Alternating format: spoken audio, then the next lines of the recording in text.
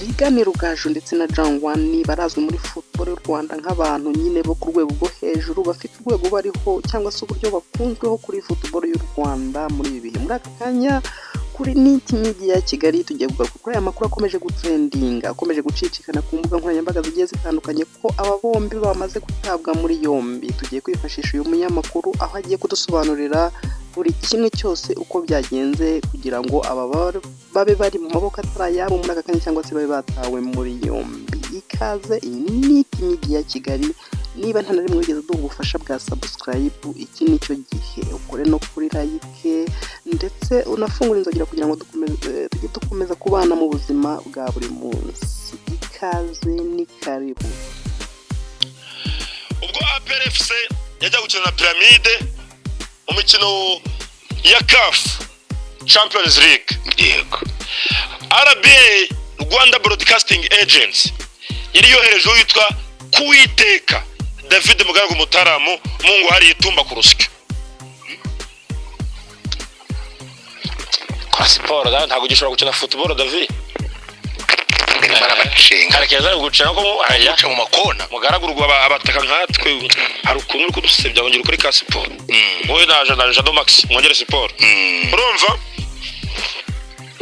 Noneho Rugaju yarafite ifemba ryo kurira indege kujya hari ahantu. Yegera JANGWANI. Minsi JANGWANI wari gufata abantu no gufasha abantu kugenda. Cyangwa se uri kwipanga akazi kare gasanzwe gafitwe nande na Ruvuyanga Emmanuel retired Kaporo. Ariko JANGWANI akaza atemagura nyine avutagura akaba umuntu wadanje cyane. Yego. Rugaju yaragiye abeshya muri APR. Ukumva?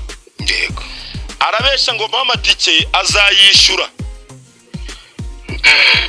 Ukumva? Mama tike azayishura ku mafaranga ye. Yego. Itike ngo APR yimukubita. Ukumva? Nk'umukozi wa RBA. Werejwe n'iki? Na RBA. Kandi agiye ku giti cye. Umukozi wa APR ngumwe yarasigaye. Wape wa RBA. Wa APR. Yego. Umva ntabwo umuntu werejwe na radio y'igihugu yasigara. Wasigara umukozi wenda utari mu bantu, utari umuganga, utari umukinnyi, utari umutoza, ngo umunyamakuru wa RBA yasigare kandi RBA ni ikigo gikomeye abanyamakuru agomba kugenda ari uwa mbere. Ubwo ndayigarukaho ku mwandiko mu kanya. Urumva? Uvuga ngo Rugaju yabeshye ko yoherejwe na RBA. Anabeshya akazishura itike. Yego. Abeshya akagiye mu kazi kaki ka RBA. Kadagiye ku giti cye. Yego. JANGWANI abarayi munazi. Ubona muri APR barayimuha nyine nk'ibisanzwe. Rugaju ajyayo. Ngo muri RBA batungwe no kubona Rugaju ari he? Ariyo. Kandi ari gukora nk'umukozi wa RBA kandi nta misiyo bamuhaye. Misiyo yari yande ari ya David Kuwiteka Mugaragu Mutaramu. Amakuru nkuru abamubajije uko yagezeyo avuga ko yagiye nk'umuntu wa APR. Niko yabwiye ikigo. Ayikasha. Abwiye APR ko aje nk'umuntu wa RBA. Abwiye RBA kariyo nk'umuntu wa APR. Mwavuye iki Kigali murarenze.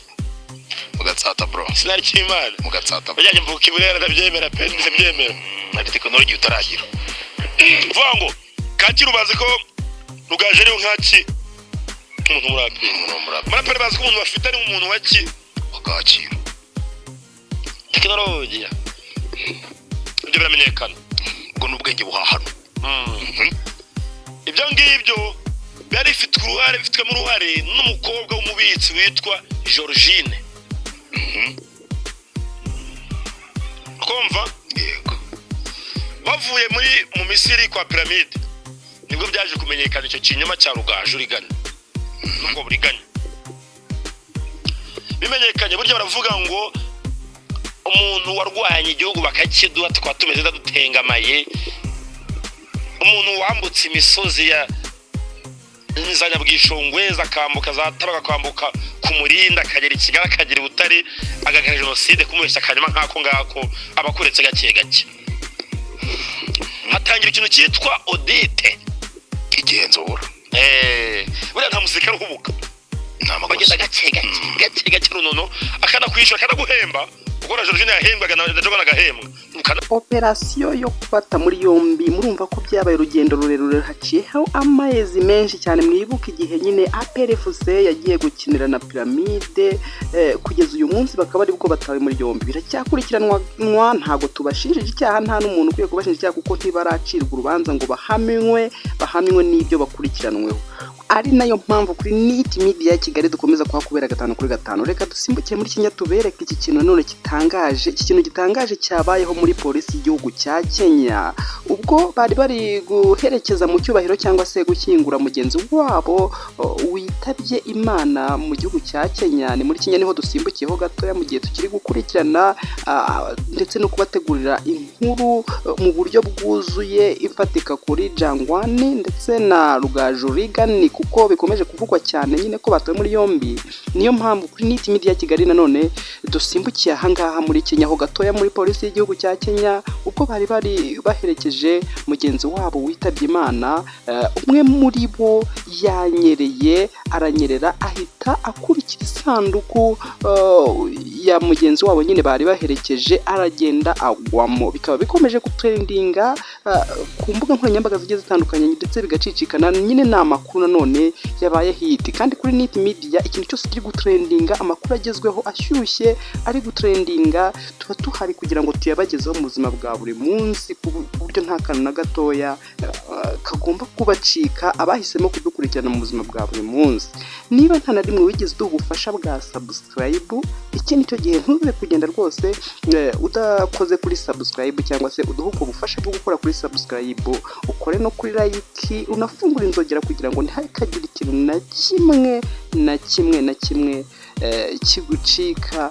Kandi ni nabwo bufasha buremereye cyane ubu dufashije mu kubaka uyu muryango mugari dushaka kubaka ku rwego rwo hejuru wa NIT Media Kigali, aho tugomba kubaha update za buri kimwe cyose kiri gutrendinga cyangwa se cy'amakuru ayo ariyo yose aba agezweho mu buzima bwa buri munsi, buri kanya, buri saha, buri munota. Ni nako dushimira buri muntu ujya kuri YouTube agahita yihutira kudusanga hano kuri NIT Media Kigali kugira ngo arebe ibigezweho biri gutrendinga byatangajwe.